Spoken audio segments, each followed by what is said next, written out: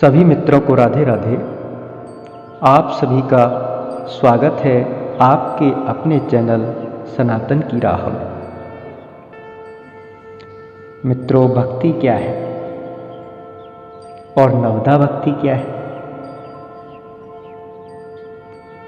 सर्वप्रथम तो हम भक्ति को समझते हैं कि भक्ति क्या है। ईश्वर के प्रति जो परम प्रेम है उसे ही भक्ति कहते हैं।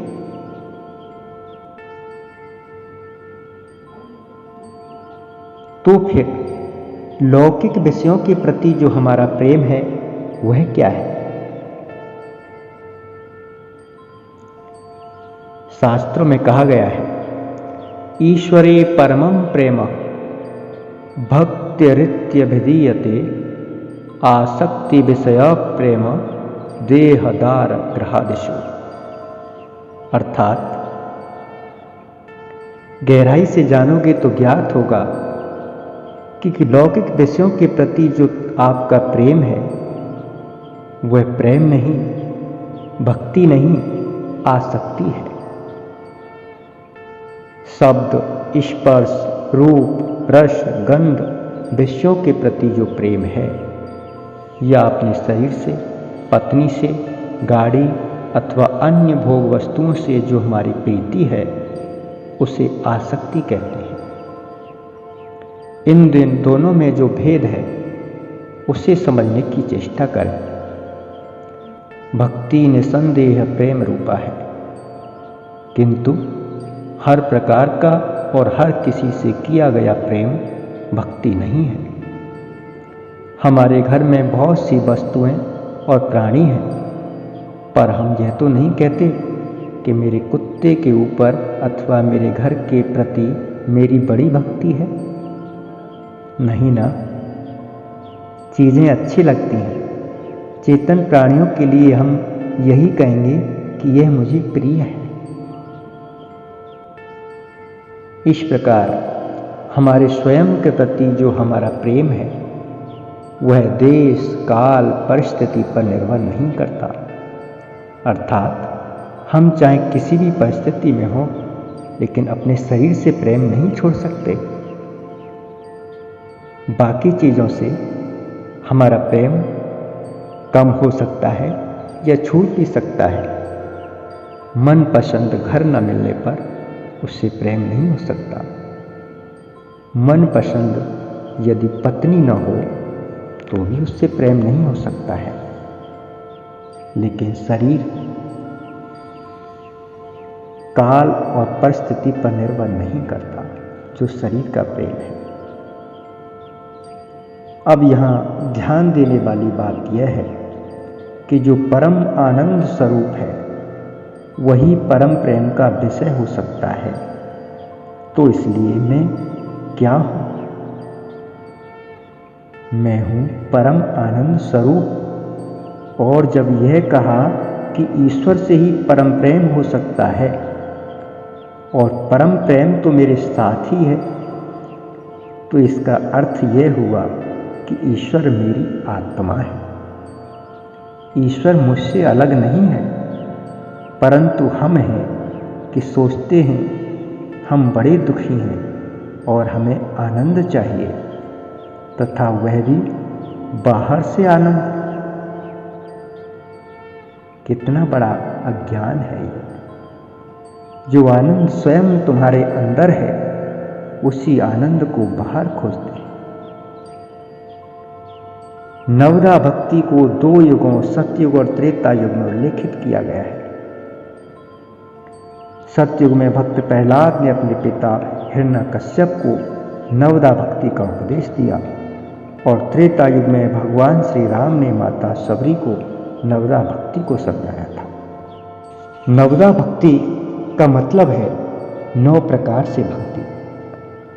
प्रभु श्री राम एवं भक्त सबरी के संवाद के माध्यम से भक्ति योग का जो उल्लेख श्री रामचरितमानस में किया गया है वह अपने आप में बेमिसाल है। नवदा भक्ति की व्याख्या के यह तथ्य प्रतिपादित किया कि मन में यदि प्रभु को पाने की आकुलता हो तो लिंग भेद, जाति भेद, ऊंच नीच का भेद कुछ भी आड़े नहीं आता। सबरी को प्रभु राम ने नवदा भक्ति के अनमोल वचन दिए। सबरी प्रसंग से यह पता चलता है कि प्रभु सदैव भाव के भूखे हैं और अंतर की प्रीति पर रीझते हैं। ये नवदा भक्ति के 9 भाव जो प्रभु ने सबरी को बताए थे वो कौन कौन से हैं?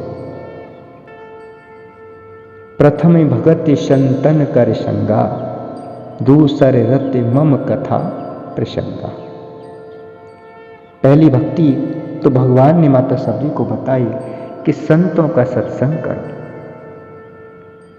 श्रेष्ठ जनों के जिस सत्संग से जड़ता, मूढ़ मान्यताएं टूटती हैं वह सत्संग सर्वोच्च कोटि का होता है।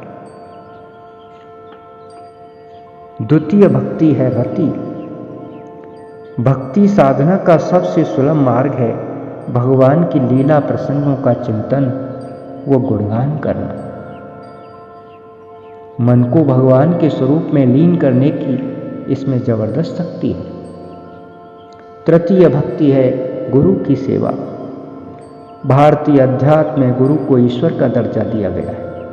गुरु के प्रति सर्वस्व समर्पण जब तक नहीं होगा भक्ति नहीं सधेगी।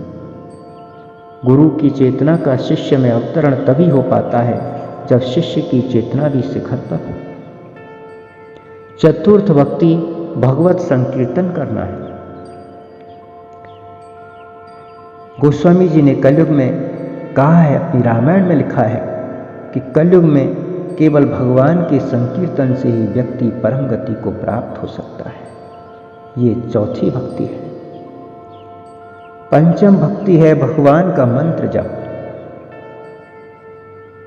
भावपूर्वक परमात्म सत्ता में गहन विश्वास रख के जब जप किया जाता है तो वह सिद्ध का मूल बन जाता है। ईश्वर को संबोधित निवेदन ही मंत्र है। विश्वास पूर्वक किया गया जप निश्चित फल देता है। षष्ठम भक्ति है शील व्रत भक्ति। इस भक्ति में भगवान श्री राम ने शील की चर्चा की है। जब पति पत्नी सद्गृहस्थ के रूप में परस्पर सहमति से संयम पूर्वक जीवन यापन करते हैं तो इसे शील व्रत कहते हैं। सप्तम भक्ति है प्रत्येक जीव को परमात्मा भाव से देखना। जैसे सोना एक धातु है, उससे बने विभिन्न आभूषणों में अंगूठी, कंगन, बाजूबंद को हम अलग अलग रूप में देखते हैं, किंतु जो सुनार होता है वो आभूषणों में केवल सोना ही दिखता है। उसी तरह सच्चा भक्त सभी को प्रभु में और प्रभु को सभी में दिखता है। अष्टम भक्ति संतोष है, यानी जो कुछ मिल जाए उसी में संतोष। स्वप्न में भी पराये दोषों को न देखना। इसलिए कबीरदास जी ने भी कहा है कि साईं इतना दीजिए जावे कुटुंब समाए, मैं भी भूखा ना रहूं साधु न भूखा जाए। और नवम भक्ति है सरलता। सबके साथ कपट रहित बर्ताव करना, वह हृदय में परमात्मा का भरोसा रख किसी भी स्थिति में हर्ष व दैन्य का भाव न होना। भगवान इस अंतिम भक्ति प्रकरण में सर्वाधिक जोर सरल व निष्कपट होने पर जोर देते हैं। ऐसा वही हो पाता है जिसकी भावनाएं ईश्वरोन्मुख हों, कामनाएं ना के बराबर हों। इन 9 भक्तियों में से यदि किसी एक को भी श्रद्धा से, मन से पकड़ लिया तो ईश्वर उसे कभी नहीं छोड़ते, हमेशा उसका हाथ पकड़ लेते हैं।